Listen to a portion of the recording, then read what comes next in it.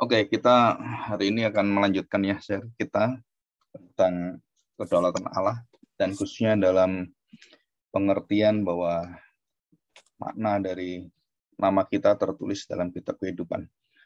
Nah, kita bersama-sama belajar. Nah, kita sebelum doa kita baca dulu firman Tuhan ya. Kita baca Yesaya 25. Yesaya 25. Demikian bunyi firman Tuhan, ayat 1. Ucapan syukur karena musuh sudah musnah.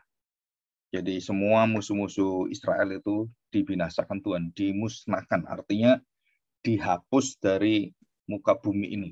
Jadi tidak ada satu orang pun yang ada ya. Jadi betul-betul dibersihkan oleh Tuhan dari bumi, dari sejarah, dari kehadiran umat manusia. Dan itu adalah ketetapan Allah dan itu kedaulatan Allah. Dan hanya dipakai oleh Tuhan untuk menjadi alatnya untuk mendidik Israel dan selesai mereka dibinasakan karena dosa-dosa mereka, bukan karena kesalahan Tuhan, kan itu adalah dosa mereka. Demikian bunyi Yesaya 25 ayat yang pertama. Ya Tuhan, satu doa, Engkaulah Allahku, aku mau meninggikan Engkau, mau menyanyikan syukur bagimu, sebab dengan kesetiaan yang teguh Engkau telah melaksanakan rancanganmu yang ajaib, yang telah ada sejak dahulu. Nah, dikatakan sejak dahulu. Jadi sebelum dunia ada, sebelum semua ada, sudah ditetapkan, sudah direncanakan, dan diputuskan oleh Tuhan. Sejak dahulu rancanganmu ajaib. Yang kedua, sebab engkau telah membuat kota ini menjadi timbunan batu, dan kota yang berkubu itu menjadi reruntuhan. Semua kebanggaan dari raja-raja yang menjajah Israel itu, semua itu menjadi runtuh semuanya. Termasuk nanti kita tahu bahwa bait Allah pun diruntuhkan oleh Tuhan. Ya, sama ya. Puri orang luar tidak lagi menjadi kota dan tidak dibangunkan lagi untuk selama-lamanya. Oleh karena itu suatu bangsa yang kuat akan memuliakan engkau. Kota bangsa-bangsa yang gagah akan takut kepadamu. Sebab engkau menjadi tempat pengungsian bagi orang lemah, tempat pengungsian bagi orang miskin dalam kesesakannya, perlindungan terhadap angin ribut, naungan terhadap panas terik. Sebab amarah orang-orang gagah sombong itu seperti angin ribut di musim dingin. Ya, dikatakan di musim dingin seperti angin ribut. Nah, mereka dipegang dan dibawa kontrol Tuhan. Seperti panas terik di tempat kering, kegaduhan orang-orang luar kau diamkan, seperti panas terik ditiadakan oleh naungan awan. Demikian nyanyian orang-orang yang gagah sombong ditiadakan. Jadi Nebukadnezar, raja-raja dari siapa ini yang pernah kita tahu, baik itu bangsa Kastim, bangsa Moab, bangsa Assyria, Babilonia, semua itu, dan termasuk Mesir ya, itu dilenyapkan oleh Tuhan. Ya, nah kita akan masuk dalam doa, kita akan bahas hal ini. Mari kita berdoa. Bapa, kami bersyukur, kami masuk dalam pengetahuan firman-Mu yang kekal, dan kami percaya bahwa apa yang Kau katakan bukan hanya pasti terjadi, tetapi sudah menjadi satu ketetapan dan tidak bisa digagalkan oleh siapapun, dan termasuk dosa-dosa yang begitu gelap dan juga hati raja yang begitu bengis dan kejam. Kami tahu Tuhan bahwa itu semua di dalam kuasa kontrol Tuhan. Dan tidak ada sesuatu yang keluar dari jalur kehendak Tuhan. Walaupun kami tahu bahwa kami melihat ada terjadi satu pergumulan, ada terjadi satu pergeseran, ataupun menurut kami ada terjadi perubahan-perubahan, baik di dalam pengertian kami, baik di dalam pergumulan kami, ataupun di dalam doa kami yang seolah-olah bisa mengubah kehendak Tuhan. Padahal semuanya dalam kehendak Tuhan yang terdalam, dalam diri Allah tidak ada perubahan sama sekali. Terima kasih Tuhan, kami mohon pertolongan-Mu, biarlah melalui firman dan juga dengan kuasa Roh Kudus-Mu kami dicelikkan dan kami bisa mengerti rahasia yang besar ini. Dan tidak setiap manusia bisa mengerti yang tidak mendapatkan panggilan dan juga rencana Tuhan dan dibukakan dengan kuasa hati Kristus, maka kami sulit sekali untuk mengerti pengajaran ini. Tuhan bimbing kami dan lembutkan hati kami dan jadikan kami orang-orang yang mengagumi Engkau karena kebesaran dan ketuhanan, keilahian yang tidak pernah kami bisa pikirkan dengan tuntas, membuat kami terus takjub dan bersyukur kepada. Terima kasih Bapa. Di dalam nama Tuhan Yesus kami serahkan doa kami. Amin. Ya, kita sudah belajar ya, mulai bulan ini tentang kedaulatan Allah. Nah, ini penting sekali. Kenapa? Karena kedaulatan itu ada 3 hal penting ya. Saya ulang lagi, ada 3, yaitu kontrol, otoritas, dan kekuasaan untuk menjalankan itu semua, atau kehadiran Allah yang tidak selalu menyertai dan selalu ada dan mengatur semesta alam. Ya, jadi kontrol itu mengendalikan semua rencana Allah, baik yang dinyatakan kepada kita, artinya kehendak yang eksternal dari Allah, Tritunggal ya, Bapa, Anak, dan Roh Kudus, ataupun kehendak yang tidak mungkin dinyatakan dan diberitahukan kepada manusia, bahkan kepada malaikat pun tidak, dan hanya Anak yang tahu dan Bapa yang tahu. Nah, itu adalah internal Allah, termasuk di dalamnya nanti kita pelajari adalah orang-orang yang namanya tertulis dan yang tertera di dalam Alkitab. Kitab kehidupan ya, bukan Alkitab. Kitab kehidupan, kitab yang satu-satunya kitab yang dinyatakan bahwa di dalam kitab itu semua kendali dan segala sesuatu yang ada yang diciptakan Tuhan, termasuk nama-nama kita itu sudah ditetapkan Tuhan. Artinya ditetapkan itu namanya, kejadiannya, bahkan waktunya dan detail-detailnya itu secara otomatis itu sudah ada semuanya. Ya, termasuk kita berlaku curang, terus kemudian berbuat dosa, dan waktu masa muda kita juga kita tidak taat. Itu semuanya ada di dalam ketetapan dan kekuasaan kontrol Tuhan. Jadi Allah yang mengendalikan seluruh hidup manusia dari yang nampak dan tidak nampak, dari yang kecil sampai yang besar. Jadi sampai rambut kita jatuh, bahkan kita bernapas pun, berapa udara yang kita hirup, dan semuanya itu di dalam kuasa penyertaan Tuhan dan hadirat Tuhan. Nah, surah ini memang sulit dimengerti ya. Tetapi kita tahu bahwa Allah adalah Allah bukan seperti manusia. Dia bisa menguasai segala hal dalam sekejap, dan dia tidak pernah kelelahan, dan dia tidak pernah kecapean, dan dia tidak pernah artinya itu otaknya itu menjadi panas gitu kan. Tidak, Allah itu tak terbatas. Ya, itu yang perlu. Yang kedua adalah otoritas. Jadi semua otoritas itu artinya bahwa Tuhan memerintah. Jadi Tuhan memanggil nabinya, Tuhan memanggil orang-orangnya, Tuhan kemudian memberitakan pada manusia, dan karena melalui nabi itu Tuhan menyatakan apa yang harus dilakukan, ditaati, dan apa yang ditinggalkan. Gelap dan terang, perbuatan-perbuatan. Apakah orang itu menolak atau menerima? Semua dalam rancangan Allah, dan Allah sudah menyediakan jalan keluarnya. Allah sudah menyediakan seluruh daripada apa yang harus dilakukan manusia. Kalau dia tidak taat, nah Tuhan akan memberikan keadilannya, akan memberikan penghukumannya. Dan kalau kita masih sungguh-sungguh mengerti akan kehendak Allah, Tuhan memberikan belas kasihannya. Dan itu semua diatur oleh Tuhan sendiri. Ya, jadi semua diatur, dan kita sulit mengerti karena itu begitu eksak, ya, begitu tepat dan saklek kalau orang Belanda ngomong gitu. Jadi itu semua tidak ada perubahan sama sekali. Bahkan kehendak orang yang melawan Tuhan pun di dalam dosanya itu di dalam kendali dan kontrol dan taat kepada Tuhan. Tuhan punya otoritas, wewenang, dan itu tidak bisa. Ya, semua otoritas berasal daripada Tuhan.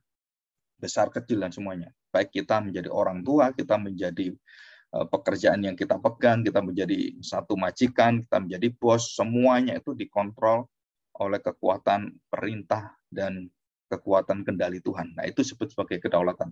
Dan yang terakhir adalah, dan Tuhan melaksanakan seluruh kehendaknya yang berdaulat itu melalui apa? Melalui kekuatan kuasanya dan hadiratnya. Dan siapakah dari Alfa dan Omega, ya, dari awal akhir, dari yang kemudian sampai yang terawal itu Alfa Omega, ya. Jadi sejak awalnya itu semua itu dikendalikan oleh anaknya sendiri yang mengeksekusi, yang menjalankan, yang mengontrol, semua diserahkan kepada anak. Jadi Bapa itu menyerahkan kepada anak, ya, segala kuasa dan yang ada di surga di bumi itu dalam kuasa anaknya, dan semua eksekusi, semua itu, semua penggenapan dan semua apa yang harus terjadi di dunia ini, mengeksekusi semua itu diatur, dikontrol, dan dengan hadirat Allah melalui Kristus. Ya, yang dulu belum menjadi manusia, maka Immanuel belum ada. Ya, karena Immanuel itu Allah yang menjadi manusia. Nah, setelah Yesus menjadi manusia, itu begitu nyata bahwa dia berada bersama-sama dengan setiap orang percaya, dan semua dunia ini dipenuhi oleh kemuliaan dia.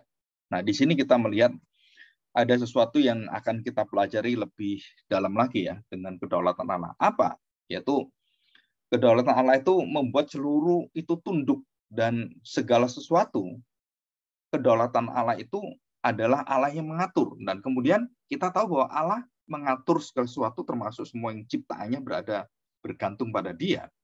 Dan manusia waktu diberi oleh Tuhan wewenang, tanda petik berdaulat itu ya. Berdaulat artinya bahwa Tuhan yang memberikan. Dan berkuasalah. Nah, di situ kan berkuasalah dan kemudian taklukkanlah. Aturlah semua ini. Nah, manusia dapat wewenang, dapat mandat, dapat tanda petik satu kekuatan dari Allah yang berdaulat itu diberikan pada manusia dan manusia berdaulat untuk mengatur dunia ini. Dan kedaulatan manusia itu diatur oleh kedaulatan Allah. Jadi kedaulatan manusia itu begitu rentan, bukan orisinil. Kenapa bukan orisinil? Karena dia berasal dari Allah. Ya, jadi manusia menguasai, manusia menaklukkan itu semua dari kuasa dari Allah. Dari mana kuasa Allah itu? Itu dari Allah menciptakan manusia dengan rohnya. Nah, itu sumbernya dari sana. Diciptakan menurut gambar rupa Allah.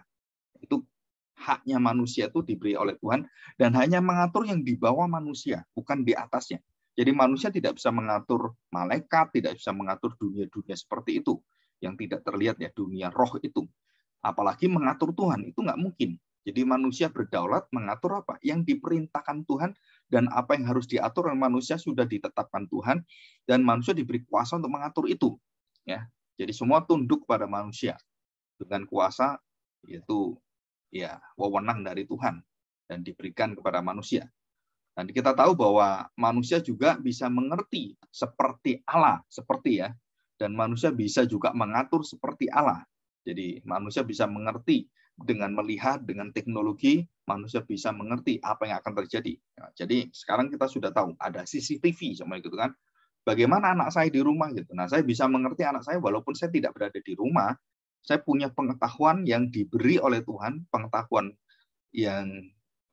ilmu itu, sehingga kita menemukan apa yang disebut sebagai yang bisa melihat di mana kita tidak bisa melihat, bisa mengontrol di mana kita tidak ada. Nah, itu CCTV dan semua yang ada, baik itu satelit, baik itu semua ya. Nah, dalam peperangan itu sangat penting sekali karena bisa tahu kondisi yang ada, apa yang dikerjakan oleh musuh, yang dipersiapkan oleh mereka, bagaimana bisa mencegahnya, itu semua. Jadi kita akhirnya memiliki pengetahuan yang diberi oleh Tuhan dan kita bisa menguasai termasuk di dalam pekerjaan, keluarga, anak-anak kita bisa mengontrol semua. Nah, kalau kita pakai alat, pakai pengetahuan. Kalau Tuhan dalam dirinya, dia mengontrol semuanya. Dan itu perbedaan-perbedaan kedaulatan Tuhan, kedaulatan manusia, kekuasaan Tuhan dan kekuasaan manusia. Jadi kita tahu bahwa semua kekuasaan manusia, wewenang, tanggung jawab semua berada di dalam sumbernya, yaitu Allah sendiri sumbernya. Dan ini penting sekali ya. Dan manusia juga harus bertanggung jawab ya. Nanti kita akan bahas di beberapa minggu kemudian tentang tanggung jawab dan kedaulatan Allah. Dan juga tanggung jawab kedaulatan Allah itu dengan dosa. Bagaimana Allah menetapkan dosa semuanya. Apakah itu ada dalam Alkitab? Setelah itu jelas sekali. Semua dinyatakan. Ya. Oke. Sekarang kita belajar satu perkataan Tuhan yang mengatakan dalam Keluaran. Kita lihat ya, Keluaran pasal 32. Nah, surah ini ada 2 kitab yang menuliskan tentang kitab kehidupan dan hanya 2, ya, hanya 2. Yaitu kitab Pentateuch yang khususnya Keluaran, ya, dan kemudian Mazmur Daud, ya, termasuk di dalamnya karena Mazmur Daud itu melihat kepada Keluaran, ya, jadi itu berasal dari Keluaran. Jadi sumbernya itu dari Musa. Dan kemudian langsung dari kitab Wahyu, ya, dalam kitab Wahyu. Dan itu juga dituliskan dalam kitab Wahyu. Nama-nama kita itu tertulis dan ada yang tidak tertulis. Nah, ini kita belajar. Jadi Allah berdaulat untuk menuliskan dan tidak menuliskan. Allah berdaulat untuk memilih dan tidak memilih. Allah berdaulat untuk menuliskan dan tidak menuliskan, bukan menghapus ya, bukan menghapus. Jadi semuanya Tuhan sudah nulis terus dihapus gitu kan. Nah, itu nggak bisa. Walaupun itu pernah diminta oleh Musa supaya nama dia, dirinya itu masuk di dalam hukuman dan biarlah orang Israel itu mendapatkan hati yang bertobat pada Tuhan. Nah, itu Musa minta, termasuk Paulus juga seperti itu. Jadi supaya dia itu menggantikan orang Israel yang dihukum, biarlah mereka masuk surga, saya nggak apa-apa masuk neraka. Nah, itu satu perasaan yang dalam dan mau memberikan hak keselamatannya supaya menyelamatkan orang lain. Dan itu tidak bisa. Kenapa? Karena yang sudah ditulis nggak bisa dihapus. Ya, sekali untuk selama-lamanya. Nah, kita pelajari ini. Ya, Keluaran 32 ayat yang ke-32. Ya, perhatikan baik-baik. Ayat 31 ya, saya bacakan dari sini. Sebentar, ada urutannya. Nah, ayat 30 ya. Oke, saya bacakan. Keluaran 32 ayat 30.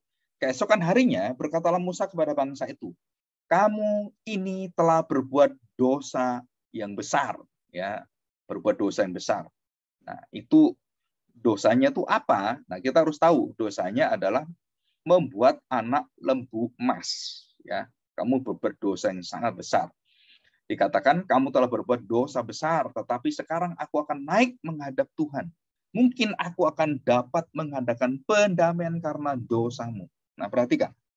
Jadi Musa di sini mengatakan mungkin, artinya dia mengharapkan dan tidak pasti apakah akan diganti, apakah Tuhan akan mengampuni kamu. Musa tidak tahu sama sekali. Ya, jelas ini Musa tidak tahu. Tapi dia akan menghadap pada Tuhan. 31. Lalu kembalilah Musa menghadap Tuhan dan berkata, bangsa ini telah berbuat dosa besar. Sebab mereka telah membuat Allah emas bagi mereka. Sebenarnya ini sama dengan orang-orang sekarang yang senang emas ya. Dan semuanya serba emas. Ya, emas itu diambil dari perut bumi itu atau berapa juta ton itu ya. Dan itu yang membuat bumi tidak stabil. Kita senang-senang pakai emas. Nah, taunya bumi sekarang sering gempa bumi karena hasil buminya itu diambil. Ya, batu-batuannya diambil. Berlian, emas, perak diambil semua. Jadi bumi itu nggak stabil dan banyak gempa bumi. Dan mungkin akan banyak bencana-bencana karena keserakan manusia. Karena emas sudah diambil semua. Ya, kita bangga-bangga jadi orang kaya, tapi kita merusak bumi ini. Ya, itulah manusia seperti itu. Kita nggak bisa menghindarkan hal seperti itu. Dikatakan, bangsa ini telah berbuat dosa besar sebab mereka telah membuat Allah emas bagi mereka. Ya, bukan perak, bukan apa, emas. Ya, sekali lagi, emas itu menunjukkan satu hati yang mewakili hati yang sangat dimuliakan manusia, yang sangat diinginkan. Anak lembu emas, berhala di dalam emas. Jadi bukan emasnya berhala, tetapi ilahnya itu yang luar biasa. Ya, 32. Tetapi sekarang, kiranya engkau mengampuni dosa mereka. Dan jika tidak, perhatikan, hapuskannya kiranya namaku dari dalam kitab yang telah kau tulis. Ya, sampai seperti ini. Namaku. Udah, hapus saja, nggak apa-apa saya. Apakah itu bisa? Jawabannya tidak, saudara. Ya, 33. Tetapi Tuhan berfirman pada Musa, siapa yang berdosa kepadaku, nama orang itulah yang akan kuhapuskan dari dalam kitabku. Ya, yang akan kuhapuskan dari kitabku. Kalau orang itu sudah dipilih dan berdosa, ya, akan kuhapuskan dari kitabku. Jadi jelas sekali bahwa Tuhan itu menetapkan dan Tuhan sudah memberikan pada kita satu pengertian yang sempurna bahwa apa yang dikerjakan Tuhan itu dia pasti, dan apa yang belum dikerjakan dan itu semua tidak akan dimasukkan oleh Tuhan ya di dalam kitab kehidupan. Jelas sekali dikatakan demikian. Nah, kita lihat Mazmur sekarang ya. Mazmur. Nah, kita lihat Mazmur mana ini? Kitab Mazmur ayat 69 ayat 28. Nah, ini sama ya. Biarlah mereka dihapuskan dari kitab kehidupan, janganlah mereka tercatat bersama-sama dengan orang-orang yang benar. Nah, ya. Jadi itu ada semua. Nah, di dalam kitab Wahyu juga ada 3 ya, kitab Wahyu yang menuliskan itu. Nah, kita akan lihat ini ya. Dalam kitab Wahyu sama ya. Kata-katanya sama. Nah, barang siapa menang, ia akan dikenakan pakaian putih yang demikian. Aku tidak akan menghapus namanya dari kitab kehidupan, melainkan aku akan mengaku namanya di hadapan Bapakku dan di hadapan para malaikatnya. Nah, saudara, ini jelas ya. Dan Wahyu pasal yang ke-20, sama ya, Wahyu pasal 20 ayat yang ke-15. Dan setiap orang yang tidak ditemukan namanya tertulis di dalam kitab kehidupan, itu ia dilemparkan ke dalam lautan api. Ya, jadi dilempar dalam lautan api yang tidak ditemukan. Ya, perhatikan, pasal 21 ayat 27. Ya, terakhir ini ya. Wahyu 21 ayat yang terakhir. Tetapi tidak akan masuk ke dalamnya sesuatu yang najis dan orang yang melakukan kekejian atau dusta, tetapi hanya mereka yang namanya tertulis di dalam kitab kehidupan anak domba itu. Nah, sekarang ada anak domba.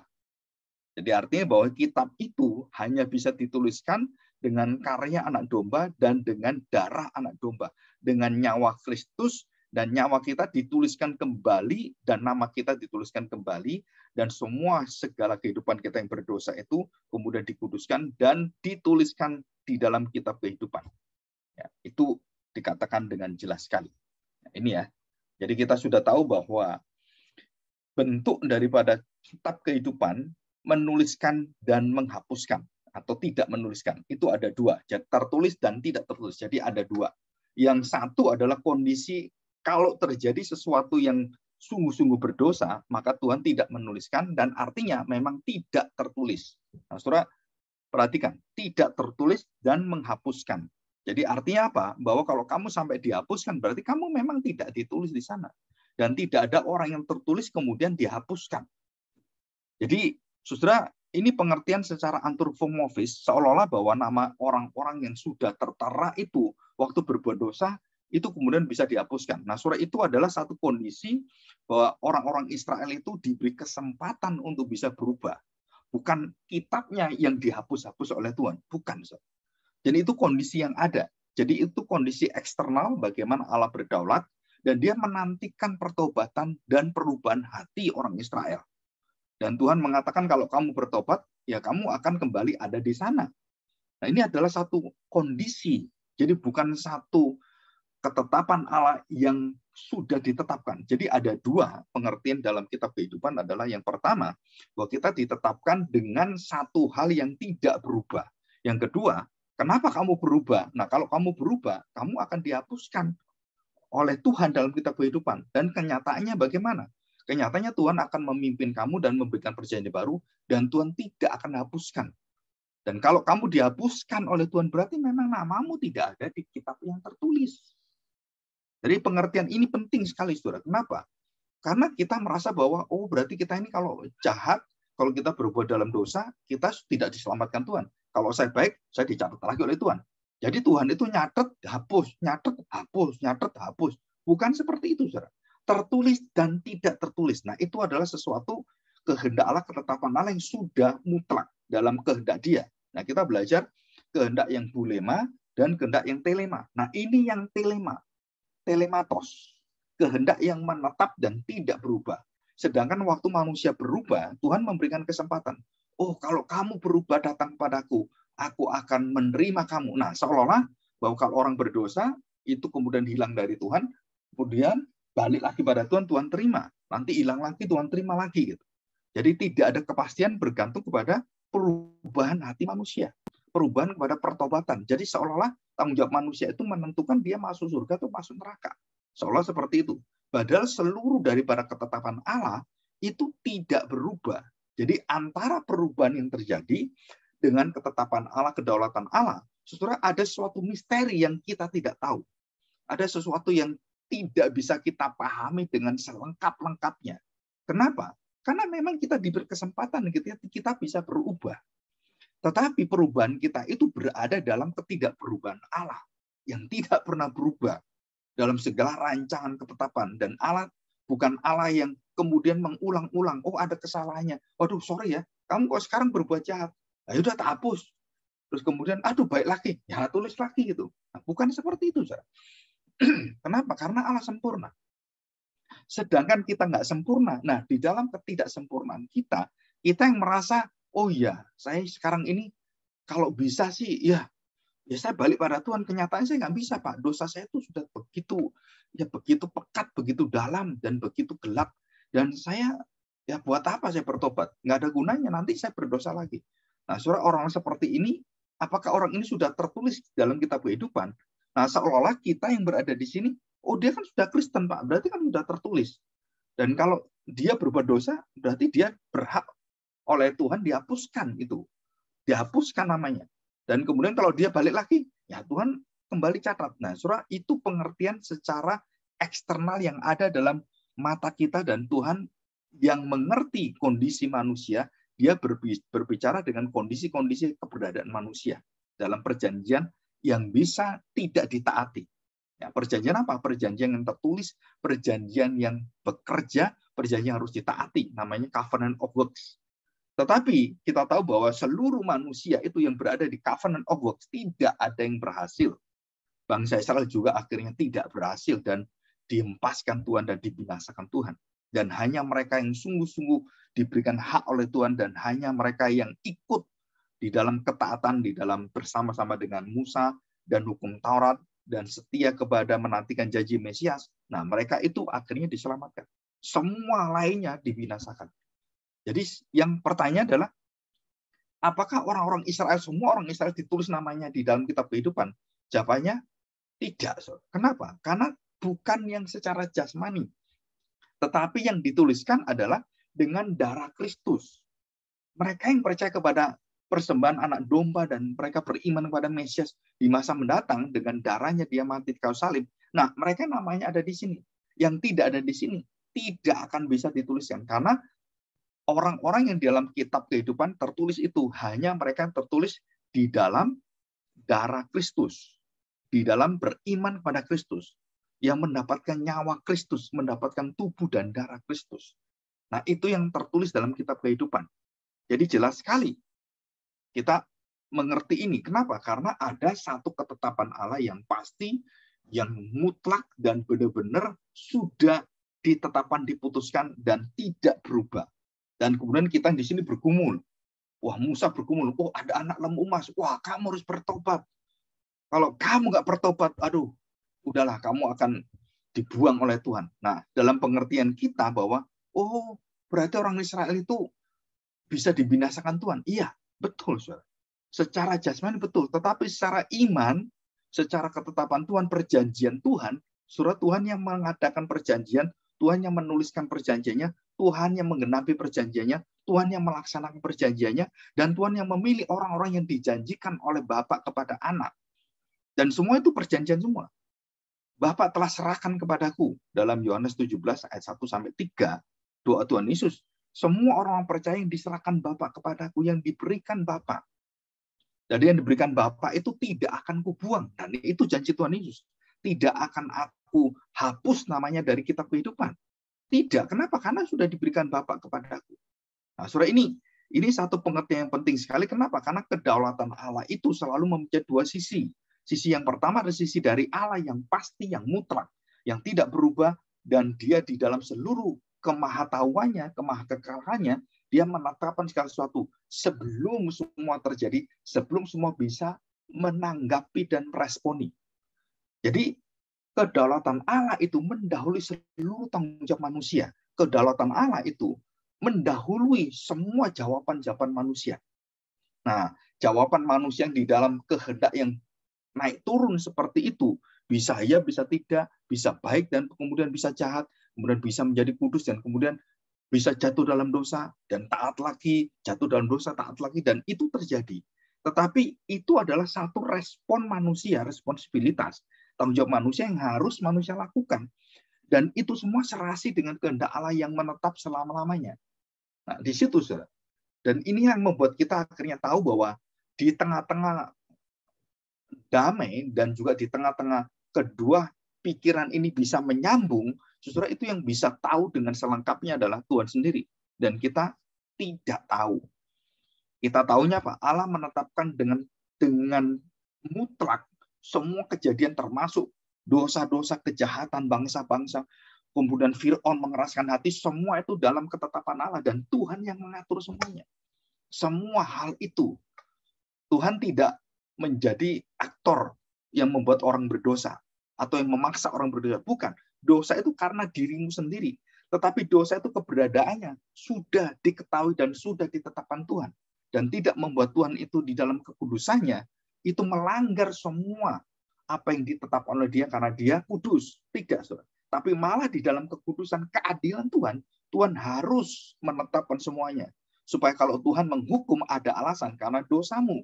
Bukan karena ketetapanku. Ketetapanku selalu kudus, selalu benar, baik, dan adil. Tetapi karena dosamu. Jadi Tuhan tidak bisa dipersalahkan waktu dia menetapkan segala sesuatu termasuk dosa. Bahwa Tuhan di dalam dosa. Nggak bisa. Kenapa? Tuhan selalu kudus.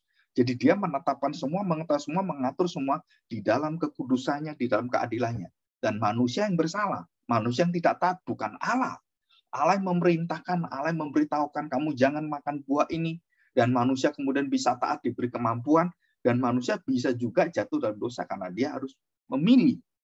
Dan waktu dia memilih, Tuhan begitu baik, Tuhan menyediakan jawabannya, Tuhan menyediakan obatnya, Tuhan menyediakan semua penyelesaiannya. Dan itu adalah Allah yang adil. Kalau Allah nggak adil, kamu tidak taat, mati, ya udah punya salah. Nah, itu terjadi dengan apa? Dengan dunia malaikat yang tidak mendapatkan hak untuk mendapatkan belas kasihan Tuhan. Dan itu dunia malaikat, karena diciptakan dalam roh. Tapi manusia tidak diberi oleh Tuhan satu hak wewenang. Ya, di situ kita mengerti hal ini. Nah, kita lihat sekarang Wahyu pasal 3. Kita baca ya. Wahyu pasal 3 ayat yang ke-5. Ya. Nah, saudara perhatikan. Ini adalah gambaran 7 gereja yang diingatkan oleh Tuhan. Tentang apa? Orang-orang di dalam gereja yang tertulis di dalam kitab kehidupan atau yang tidak tertulis. Itu adalah orang-orang yang sudah ada ciri-cirinya. Apa ciri-cirinya?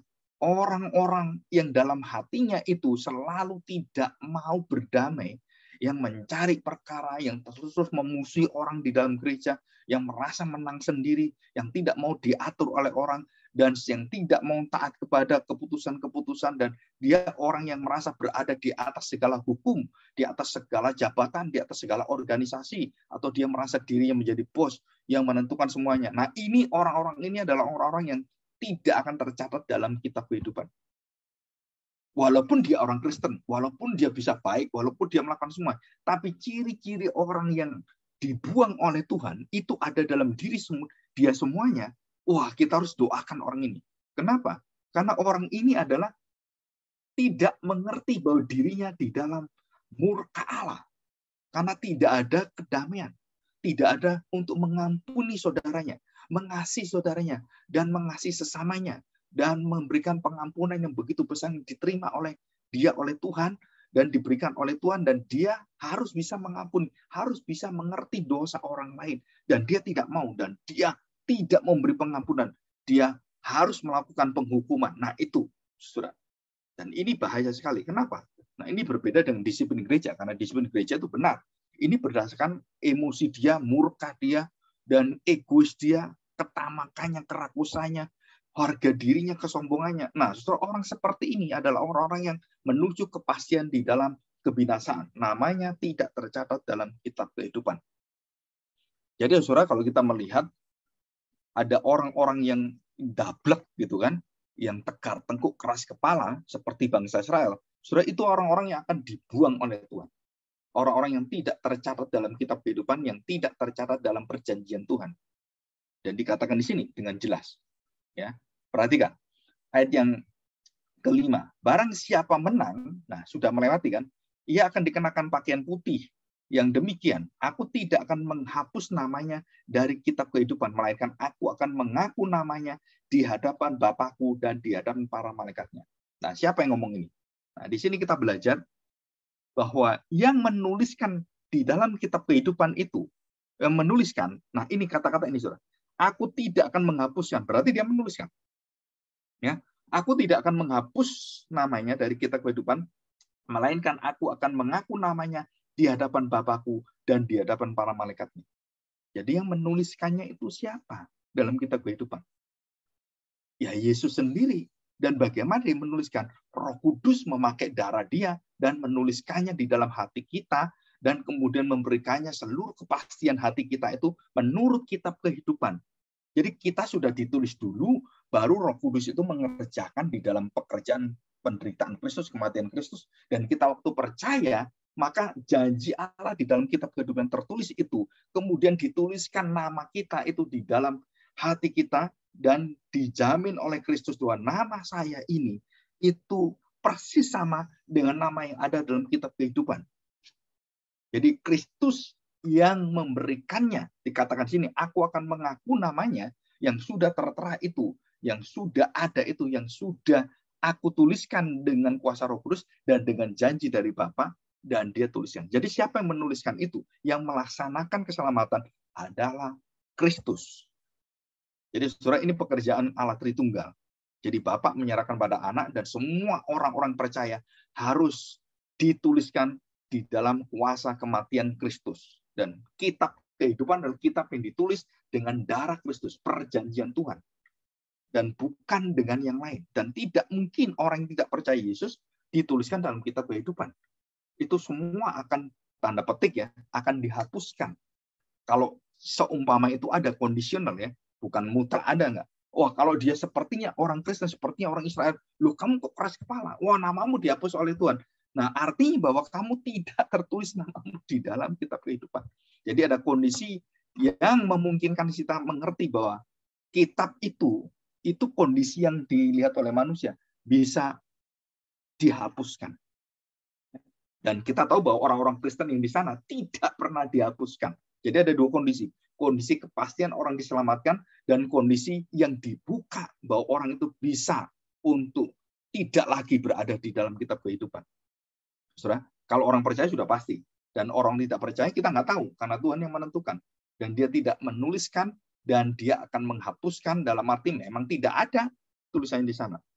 Jadi ini adalah satu pengertian yang begitu jelas sekali bahwa nama-nama kita, orang-orang Kristen, tidak akan dihapuskan. Ya, tidak akan dihapus, dan tertulis selama-lamanya di sana. Nah, kemudian di dalam sini, loh kenapa kalau orang Israel, ada orang Israel, loh kok mereka tidak ada namanya di kitab kehidupan? Namamu dihapus dalam kitab kehidupan. Iya, kamu namamu ada di sini, ada bangsa Israel. Tetapi kamu tidak percaya pada Kristus. Seluruh namamu dihapus semua. Kenapa? Karena nama bangsa Israel yang di dalam fisik itu tidak menjamin bahwa dia ada dalam kitab kehidupan. Jadi pengertiannya di situ, saudara. Jadi orang-orang Israel, orang-orang percaya yang mengaku nama Tuhan Yesus dan menjadi orang tanda petik bergereja, berbangsa Israel, belum tentu. Kenapa? Kamu akan bisa dihapuskan dari semua namamu yang ada di dunia ini. Karena kamu tidak percaya dan kamu belum tertuliskan di dalam kitab kehidupan. Dan ini kebenaran yang tidak bisa kita satukan. Kenapa, saudara? Karena berada di dalam kesementaraan dan berada dalam kepastian kekekalan. Dan kita semua jika percaya, kita tahu bahwa kita mendapatkan kepastian itu. Tapi kalau kita bertanggung jawab, kita harus tahu, loh, saya ini tingkah laku saya kok seperti orang yang tidak percaya pada Tuhan. Dan selalu berdusta, dan selalu saya itu tidak mau ngalah, saya selalu mau menangis sendiri, dan saya selalu menjahati orang. Nah, saudara, itu tanda petik. Walaupun itu bukan kepastian, bahwa kamu masuk neraka, atau kamu dihapuskan, karena itu kelemahan manusia dalam dosa. Saudara, tanggung jawab itu ada, selalu ada, dan tidak dihapuskan oleh Tuhan. Untuk menyatakan bahwa pohon yang baik, buahnya pasti baik. Buah baik pasti pohonnya baik. Nah, itu tidak bisa kita bantah. Ya, ada hal-hal yang misteri yang kita tidak tahu. Tetapi yang kita tahu adalah semua yang dipastikan oleh Allah itu sudah dipastikan oleh Yesus Kristus, sang anaknya. Dan di sini kita melihat, ya. Nah, kita akan melihat contoh-contoh yang kita perhatikan, ya. Coba kita lihat Yohanes pasal 6, Yohanes pasal 6 ayat 44 dan 62. Yohanes pasal 6 ayat 44 dan 62. Tidak ada seorang pun yang dapat datang kepadaku jikalau ia tidak ditarik oleh Bapa yang mengutus aku, dan ia akan kubangkitkan pada akhir zaman. Nah, perhatikan ya, 45.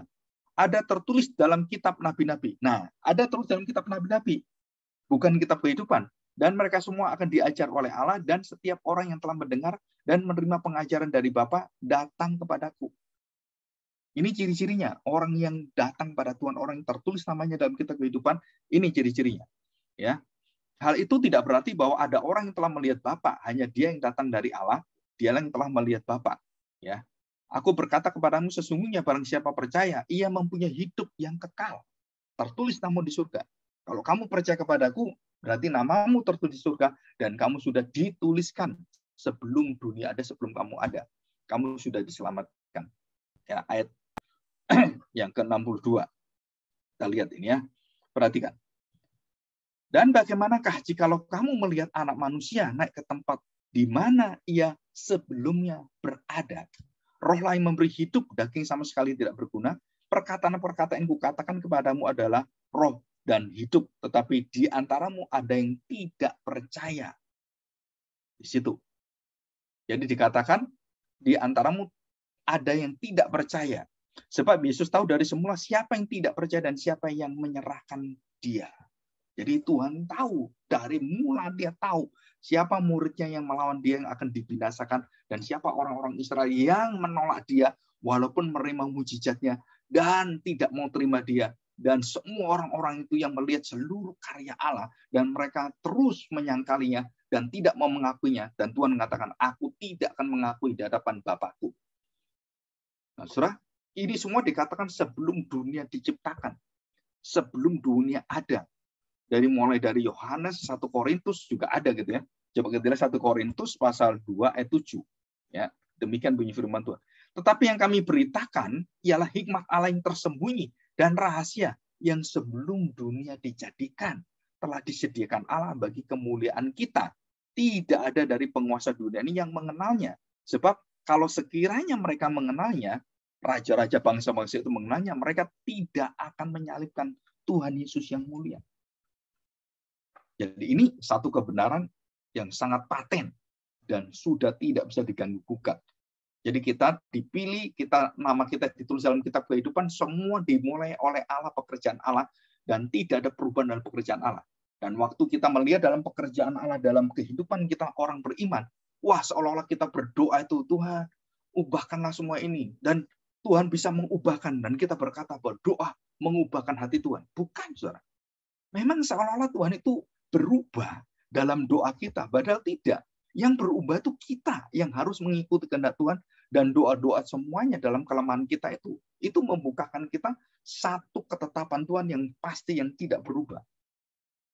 Jadi tanggung jawab saya berdoa supaya semua sesuai dengan kehendak Allah dan waktu semua sesuai kehendak Allah, oh berarti ini semua berubah.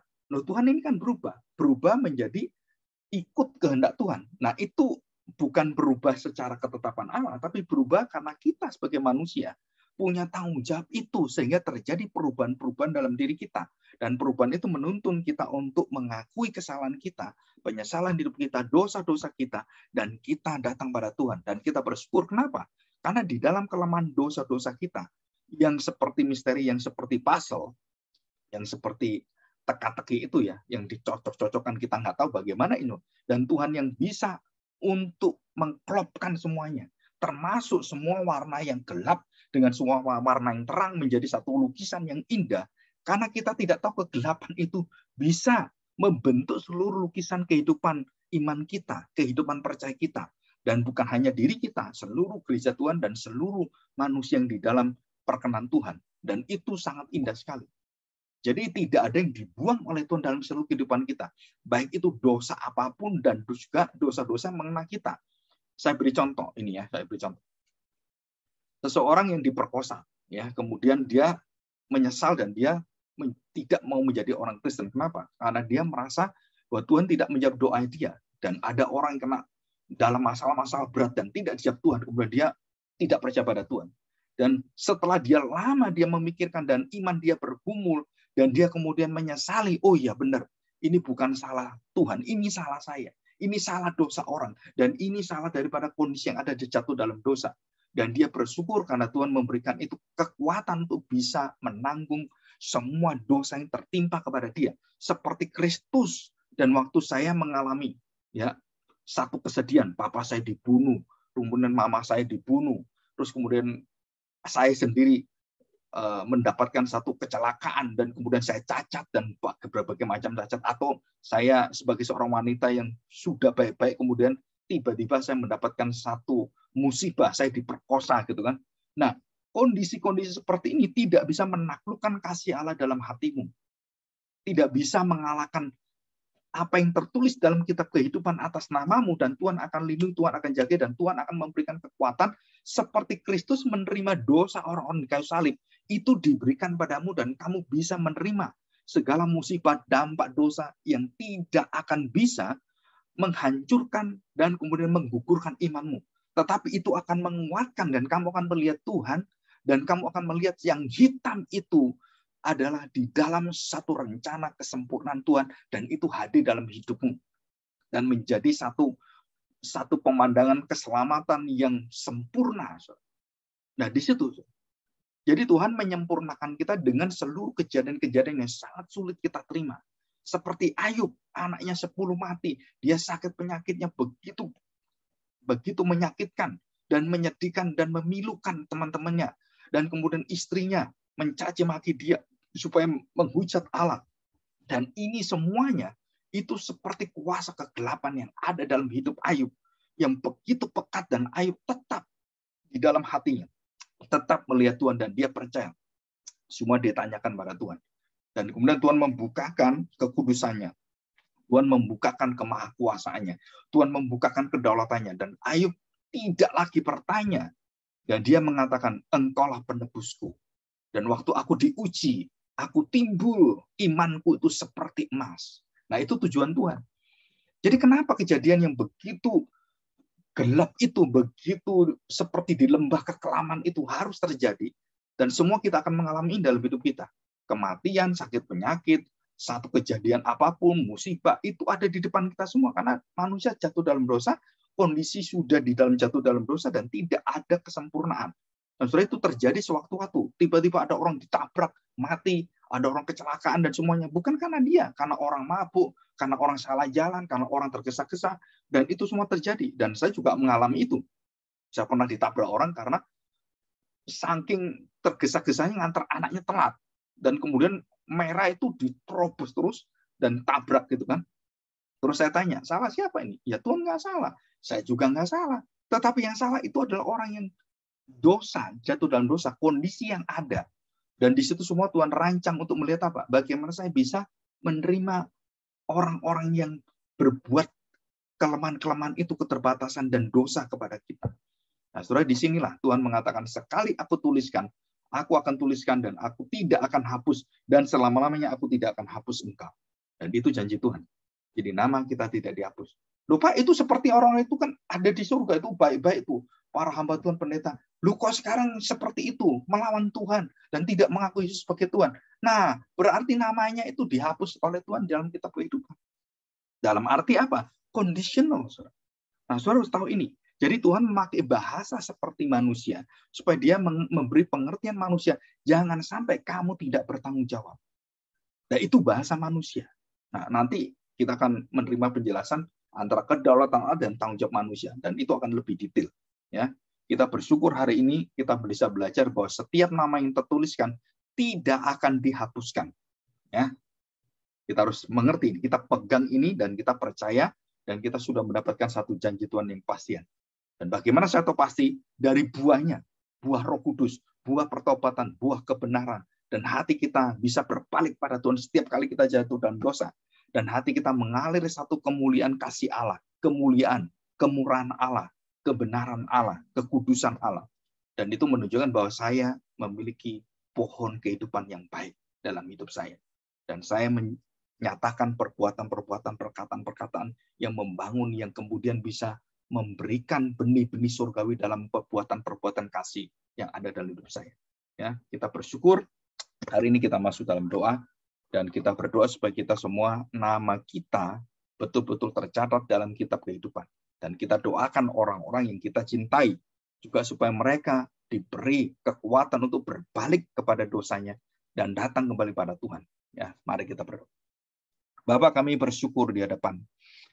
Kami sungguh merasakan satu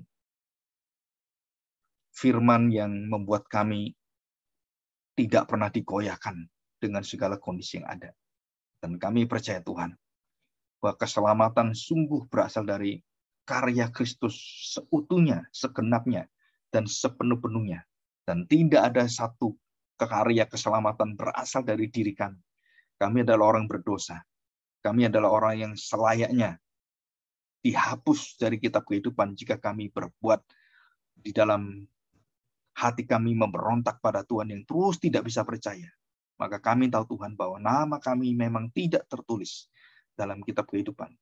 Jika kami sungguh-sungguh melakukan apa yang dibenci oleh Tuhan.